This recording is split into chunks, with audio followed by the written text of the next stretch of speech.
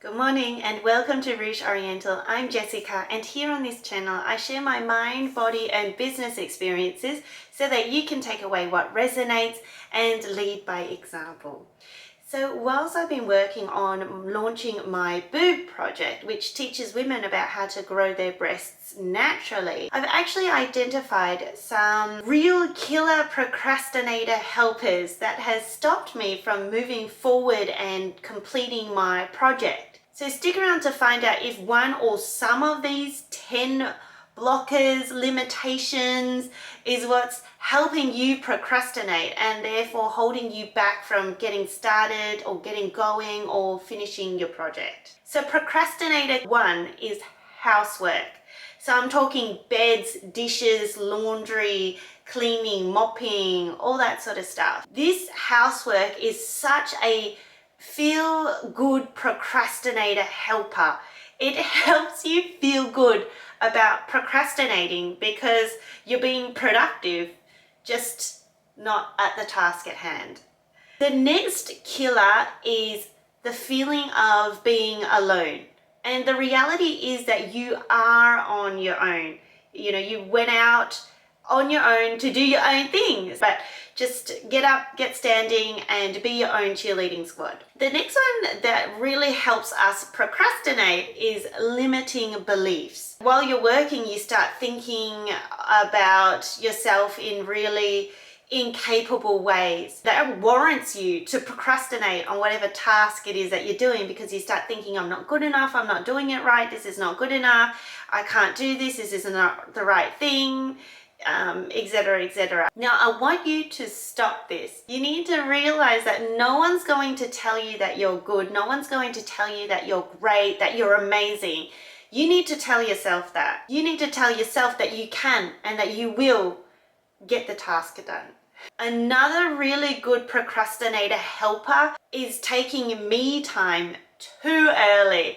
So for example, maybe after a successful school run, a successful grocery run, you feel productive and then you reward yourself with some me time and Netflix. And then now you're in this privileged state and then you just lose momentum. So taking me time too early can really kill your productivity. So while I've just got you here, before we keep going, if you found this video helpful, please give it a thumbs up. And if you see my channel being beneficial to your life in leadership, click the subscribe button and the bell because I would love to have you along my journey. So the next procrastinator helper is whilst you're doing your work and you find yourself in some sort of creative blockage or something like that, you think to yourself, I need motivation, or I need a book, or I need to watch YouTube to motivate myself.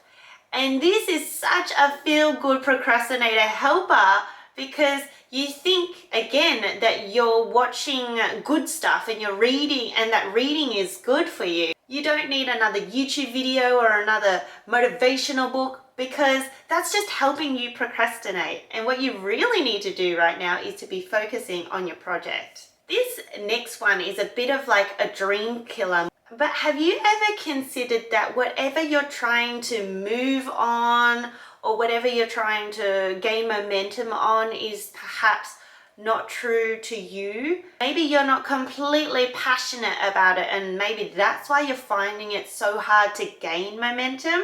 Look, if you determine that whatever it is that you're doing is your passion, that you really are passionate about it, then maybe you're finding it hard to move forward and you're procrastinating because the task that you're doing is really hard or it's difficult or it's not something that you enjoy. If that is the case, then maybe break down the task into smaller steps, really petty, silly steps if that's what you think, but really break it down so that it doesn't feel or look so hard. I mean, the list gets longer, but the steps are smaller, so they're easier to take. The challenge is easier to tackle. Now, another killer that I've noticed whilst I'm working that encourages me to procrastinate is thinking too far ahead. So often I'm sitting down, I'm planning, an idea comes up, and then it leads to another and another idea, and then I look at all the possibilities, And then all of a sudden it gets so exciting, it gets so overwhelming, and then it creates a bit of anxiety.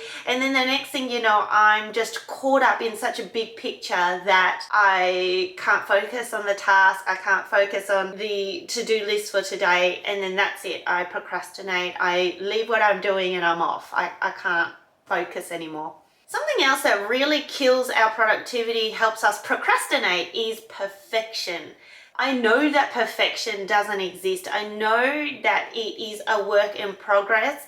So what I tell myself is, if it's 70% perfect or if it's 70% great, then it's perfect. It's good enough. Now the next procrastinator helper or productivity killer is one that you have a direct input with, and it's your crappy decision to start at the wrong time, not giving yourself enough time. So for example, you have half an hour left until you have to go pick up the kids, and you go, oh, this task is going to take me 2 hours, so I'm not going to start now because I don't have enough time.